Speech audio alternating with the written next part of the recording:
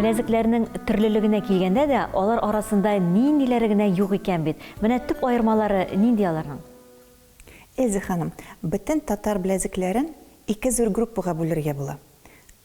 Тоташ білезіклер һәм инде җыелма білезіклер. Җыелма білезіклер аерылып торган берничә фрагменттар торалар. Ул фрагментлар өч кенә дә булырга мөмкин. Менә бу білезектәге сыман. 5 тә булырга мөмкин. Һәм менә бу бик матур асыл ташлы білезек, ул инде 6 аерылып торган шилтәрле такталардан тора. Бу безнең атказанган зәркәнчебез Рафкат абый Мөхәммәтшин ясаган білезек. Бу инде менә 5 шилтәрле тактадан тора. Ә менә бу нәни білезекләр яшь кызлар өчен ясалган. Минемчә, менә бу білезекне бер 7-8 яшьлек кыз бала киеп йөргән. Бу инде бер 3-4-5 яшьлек кыз баланыкы булган.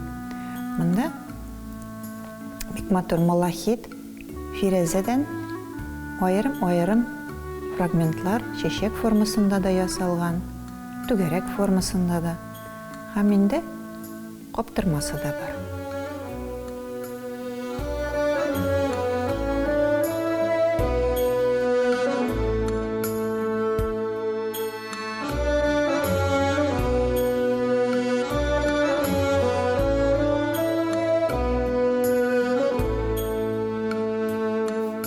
Әмне монсында пыяладан ясалган кашы бар, һәм инде кыйларыннан үсемлек төшкән орнамент белән бизәлгән.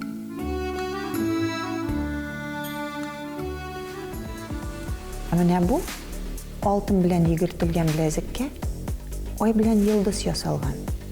Бу мөселманлык билгесе.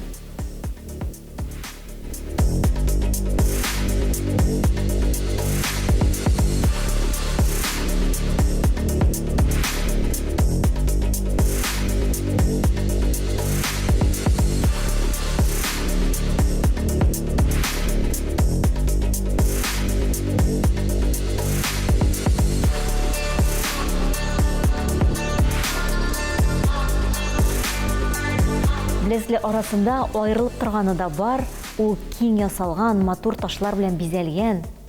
Бу нинди білезек? Менә бу білезек минем өчен иң кыйммәтле, иң дәрәҗәле экспонат коллекциямда.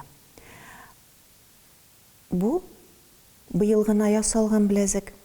Андый білезекләр сакланып калмаганнар. Бер генә менә ние бар, үрнәге, ул Казахстанда музейда бар.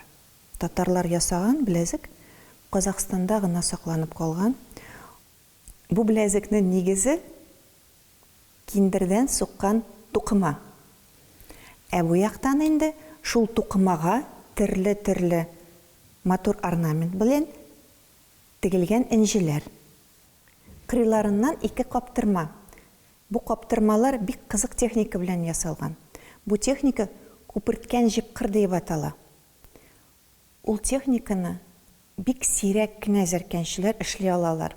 Бу техниканы ак эш дип аталганнар татар зәркәнчекләр арасында.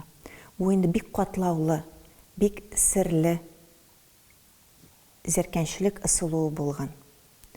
Кырыеннан монда ука тегеп куелган.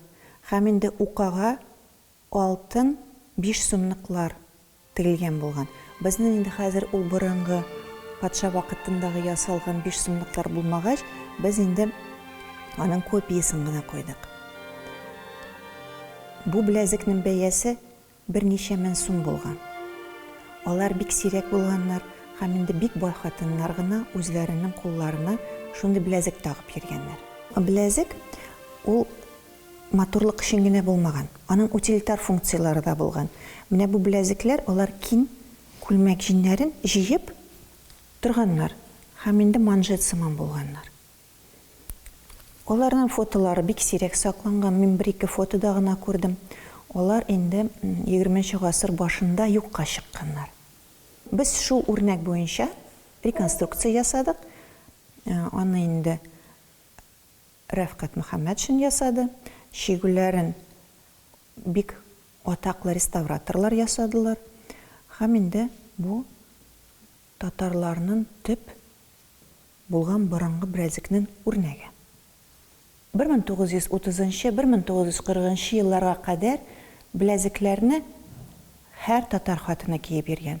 Аннары инде сирәгрәк, хәзер инде без бик сирәк күрәбез татар хатыннарда беләзекләрне. Ул инде теге традицион орнамент белән ясалган да түгел. Ләкин җырларда, шигырьләрдә беләзекләр, татар беләзекләре сакланып калган.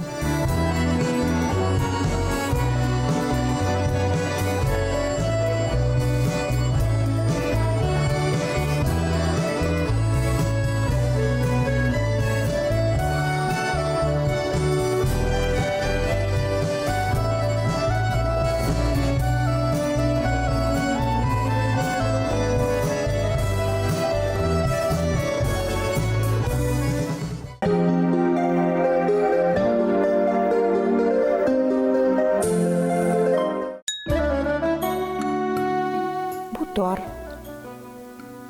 көмеш, аптырмалы беләзекләр, йөзек кашлы беләзекләр дип аталганнар.